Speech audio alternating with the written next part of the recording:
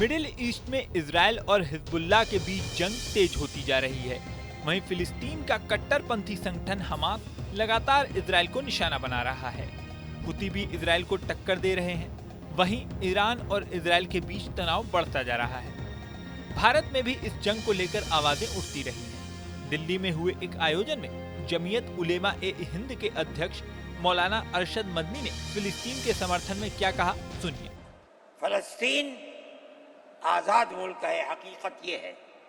आप ये देखिए, जब दौलत उस्मानिया को दुनिया की बड़ी ताकतों ने मिलकर खत्म किया और खिलाफत इस्लामिया तुर्क में खत्म हो गई, बरतानिया इन्होंने मिलकर एक यहूदी हुकूमत कायम की इसराइल पे। उसकी एक हुदूद अरबा थी, उसके अंदर फलस्तीन यानी बैतुल मुक़द्दस नहीं था।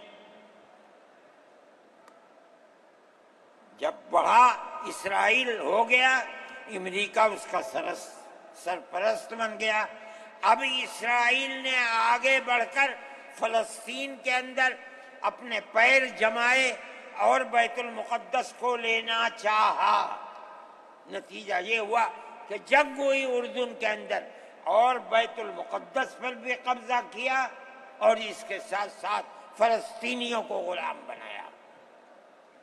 अभी दिल नहीं थमा, थोड़े दिनों के बाद फिर आगे बढ़ा और गोलान की वो पहाड़ियां जो शाम के अंदर थी उनके ऊपर कब्जा कर लिया।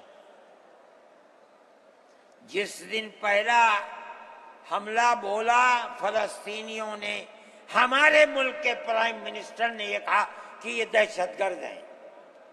मुझे बड़ा अफसोस हुआ कि ये तारीख ही दुनिया की नहीं जानते।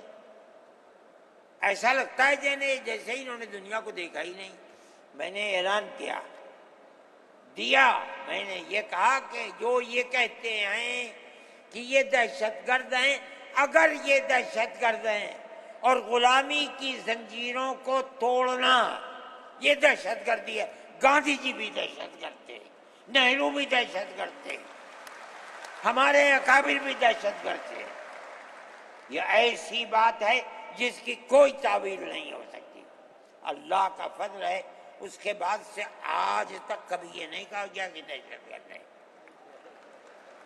अब इस स्पीच पर अलग अलग तरह के रिएक्शन आ रहे हैं। आगे जमीयत किस तरह की बयानबाजी करती है, ये देखने वाली बात होगी। इस वीडियो में फिलहाल इतना ही। बने रहें न्यूज नेशन के डिजिटल प्लेटफॉर्म पर। न्यूज नेशन अब व्हाट्सएप पर। खबरों की ताजा अपडेट के लिए न्यूज नेशन के इस QR कोड को स्कैन करें।